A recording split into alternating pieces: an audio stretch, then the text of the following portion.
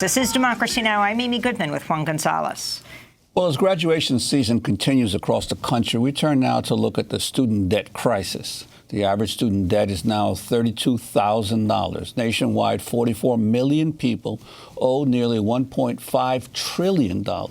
Student debt is expected to increase to $2 trillion by 2022. Earlier this month, the billionaire investor Robert Smith stunned many when he offered to pay off the student loans of the 2019 graduating class at the historically black Morehouse College. On behalf of the 8 generations of my family who have been in this country, we're going to put a little fuel in your bus. Now, I've got the alumni over there, and this is the challenge to you, alumni. This is my class, 2019.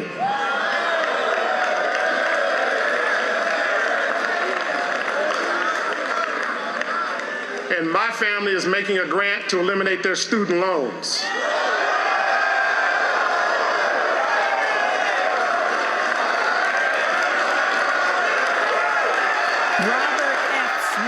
Is the founder of investment firm Vista Equity Partners, the richest black man in America.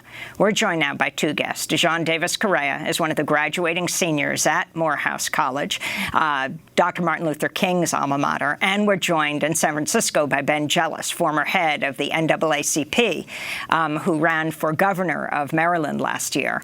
He's known DeJaun since he was 3 years old and encouraged him to attend Morehouse. DeJaun, congratulations on your graduation, your tremendous accomplishments. Can you talk about your reaction as you were listening to yet another standard graduation address, this one by an alum, Robert Smith, when he shocked everyone, apparently including the president of Morehouse, by announcing he was going to pay off the college debt of all of you, almost 400 students? I was very surprised. I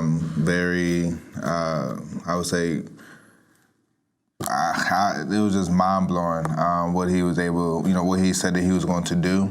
I'm very appreciative for it, but looking forward to seeing those accounts be zero real soon.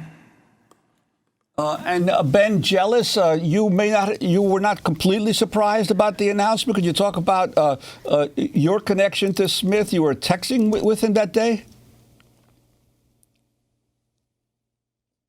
All of us were actually very surprised. He's a friend. He had been a supporter of my campaign, and we're both big supporters of the college. I had been on the board for several years, and so when I got the news, I shot him a text right away, and we both really, frankly, look forward to what this class does. We both are of the conviction that this class will pay this forward several times over.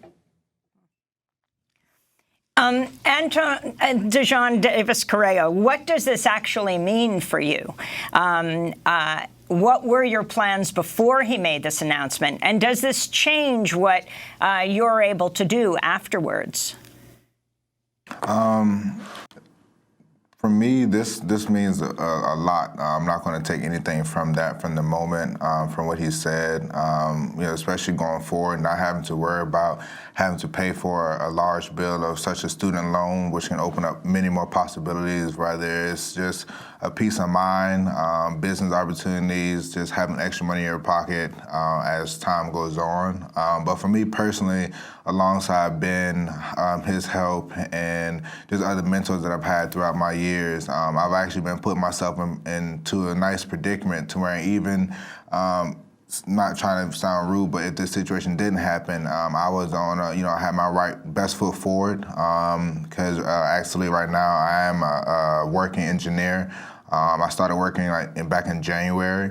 I definitely put my best foot forward, but this right here would definitely give me a even more boost than I initially thought I would have coming out of college. And Ben Jealous, could you talk about DeJaun, how your relationship developed, how you first met him?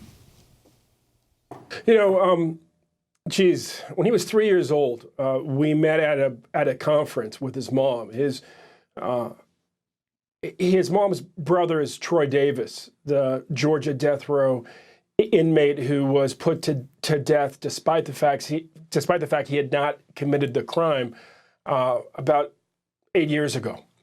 And when I was on death row with Troy, Troy looked at me and he said, this is probably 3 months before Georgia put him to death, if they kill me, you're responsible for him now. And I said, okay. I said, what does that mean? He said, well, you've known him since he was 3. You've got to make sure he gets through college and onto a career.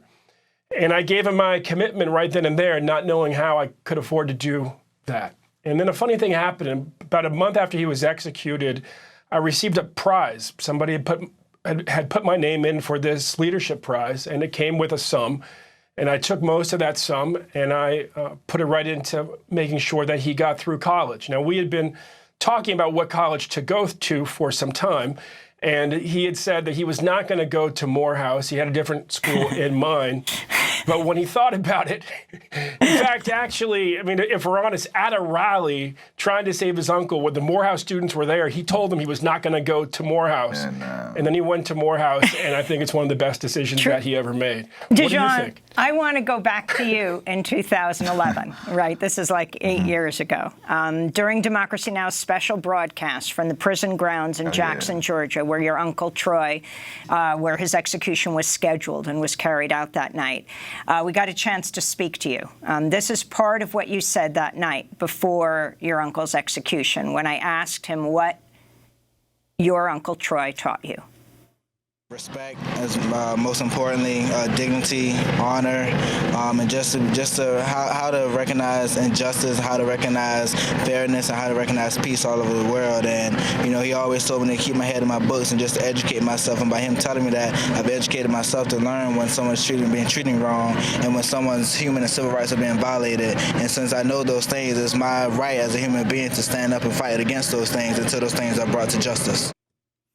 So, DeJaun, that's you in 2011, your thoughts. And, I mean, Ben, you put out this amazing tweet as DeJaun was graduating from Morehouse, where you talked about his just remarkable accomplishments, his uncle making it through your uncle's execution, and then a few weeks later, your mother, who I met you with numerous times, Martina Correa, honored as a leading light with Nancy Pelosi in Washington as she fought for breast cancer awareness among Black women in Savannah, Georgia.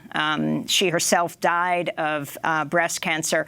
Ben tweeted, "Congrats, DeJaun. Junior year high school, grandma died. You mourned and kept studying. Senior year high school, Uncle Troy was executed despite his innocence.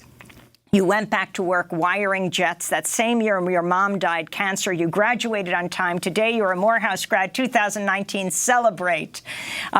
Your thoughts, DeJaun, how you made it through, what you say to other young people.